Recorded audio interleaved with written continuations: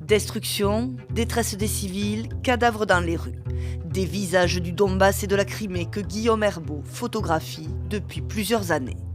Après l'invasion russe le 24 février dernier, il n'a pas voulu retourner en Ukraine. Trop d'émotions pour lui.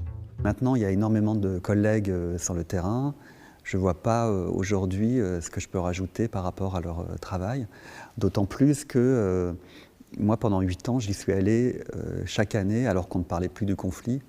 Et je me suis acharné à ce qu'on continue à dire qu'il y a une guerre en Ukraine. Un travail au long cours, récompensé cette année par le prestigieux prix du World Press Photo. Un grand parcours retracé dans cette exposition. Dans mon travail, ce qui m'intéresse et ce qui me touche particulièrement, c'est les gens qu'on oublie ou qu'on pourrait oublier. Sa longue histoire avec l'Ukraine débute en 2001 autour de Tchernobyl, 15 ans après la catastrophe nucléaire. De la zone interdite aux victimes, le photographe cherche à capturer l'invisible, les traumatismes. Tchernobyl, ça m'avait permis de sortir de la photographie d'actualité et de parler du rapport du temps, de la mémoire. Et donc j'ai changé ma manière de regarder, j'ai dû prendre de la distance, j'ai dû totalement changer ma photographie.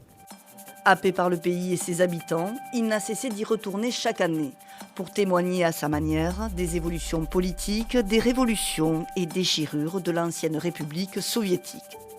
Révolte de Maïdan de 2014, annexion de la Crimée par Moscou, extension du conflit à la région du Donbass.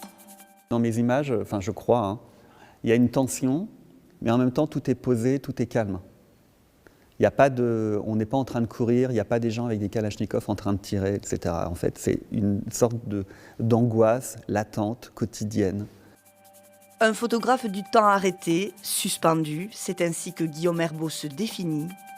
2 décennies d'images et d'histoire de l'Ukraine qui permettent ici de prendre le recul nécessaire pour mieux saisir le contexte des événements d'aujourd'hui face au flot d'images déferlant au quotidien depuis l'invasion russe.